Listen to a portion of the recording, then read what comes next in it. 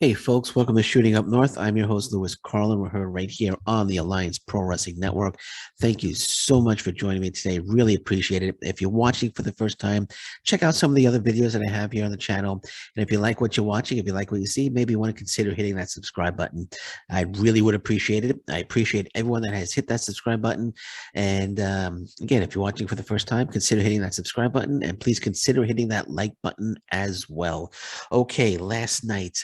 Big night for debuts in professional wrestling. Jay Lethal, no longer with Ring of Honor, was granted an early release. Now with All Elite Wrestling, made his debut last night at Full Gear. New Japan Pro Wrestling, two big debuts last night. One was advertised, one was a surprise. Buddy Matthews was advertised, took on Kazuchika Okada last night, and we had a big surprise debut. Bronson Reed now going as Jonah or Jonah Rock made his debut New Japan Pro Wrestling last night, taking out Juice Robinson and David Finlay. So big debuts last night in the world of professional wrestling. And you got to think, Jay Lethal, one of the top guys in at Ring of Honor. They easily could have said, well, why don't you wait? Maybe we could wait till after Final Battle because they have the Final Battle coming up next month. It's either later this month or next month. But they granted him his early release. And so if they're going to grant him an early release, they're going to grant anybody an early release. And I know they indicated that if somebody wants an early release, that they would grant it to them. But they could have said, you know what? You're in a contract. Why don't we wait till after Final Battle? But they didn't do that with their top guy, Jay Lethal. So I think they would let just about anybody go, leave early and sign with another company. Which brings me to this: since we had three big debuts last night and three big live shows. Impact Wrestling live show coming up on the 20th. Turning Point. It's coming up next week, next Saturday. Huge live show. It's going to be the first Impact Plus live show since Against All Odds, which I think was back in June, if I'm not mistaken. They need to make a splash. We need a surprise debut on Turning Point, the 20th. The Impact Wrestling needs to get aggressive. They need to get aggressive right now, and they need to bring a big signing in for this live show. They can't just sit idly by and watch AEW or New Japan Pro Wrestling bringing in these top free agent talents and scratching their heads and going, "Hey, what do we do?" They need to get on the phone. They need to get contracts printed up. They need to get aggressive.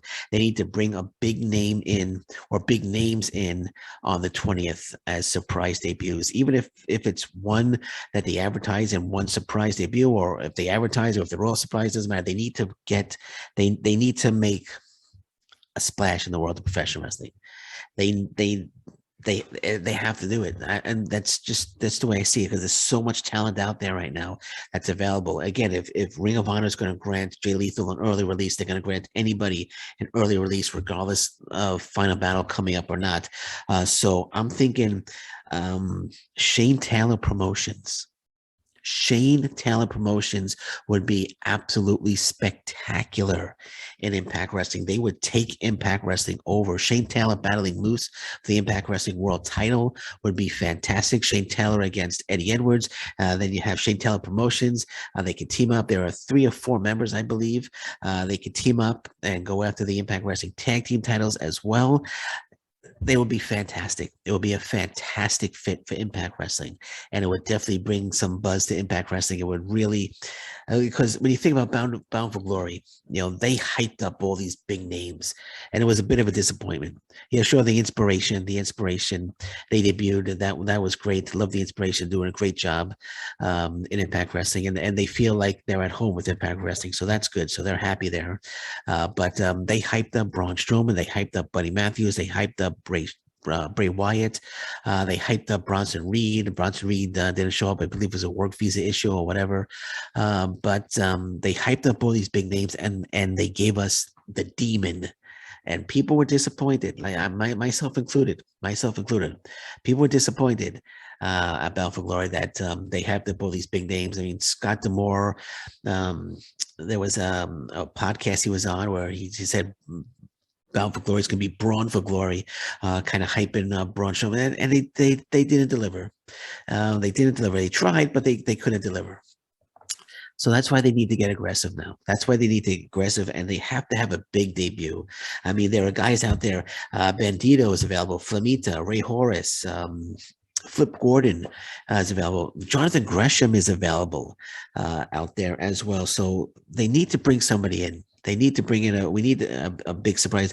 Jonathan Gresham, you know, could very well be a lock for Impact Wrestling. Although I only Jonathan Gresham would know, but Jordan Grace, his wife, works for Impact Wrestling, and maybe she could try to persuade him to come to Impact Wrestling. Maybe they want to work for the same company. Who knows? But Jonathan Gresham knows what's best for Jonathan Gresham. I'm just saying that Impact Wrestling has a inside track on Jonathan Gresham if they want to sign him, because they have his wife. His wife worked there, but that would be a big debut as well if they bring in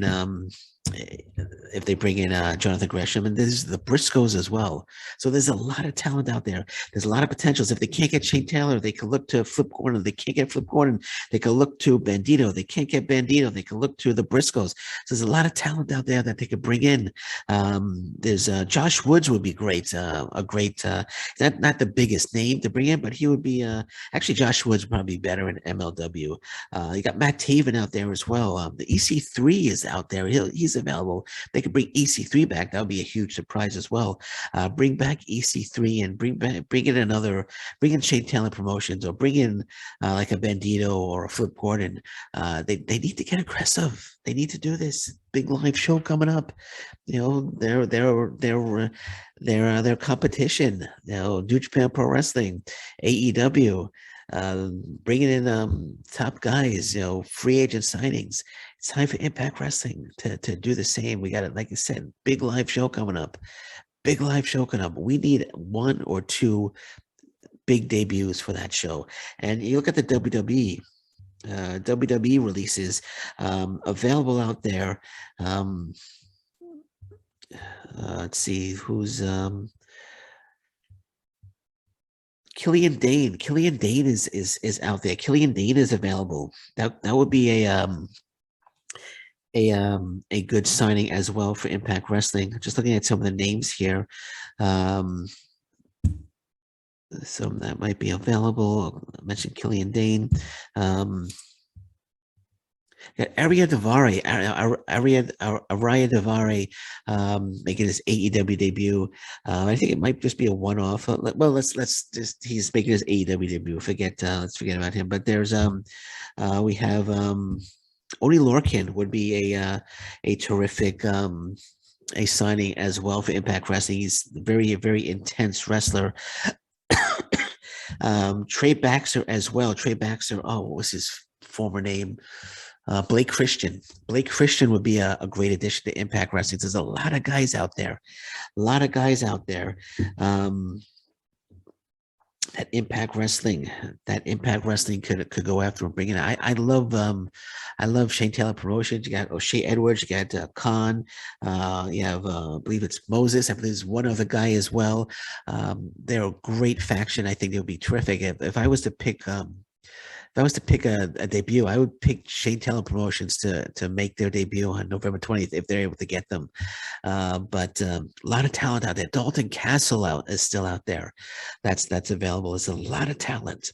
Now, I mentioned Trey Baxter and Oni Lorcan.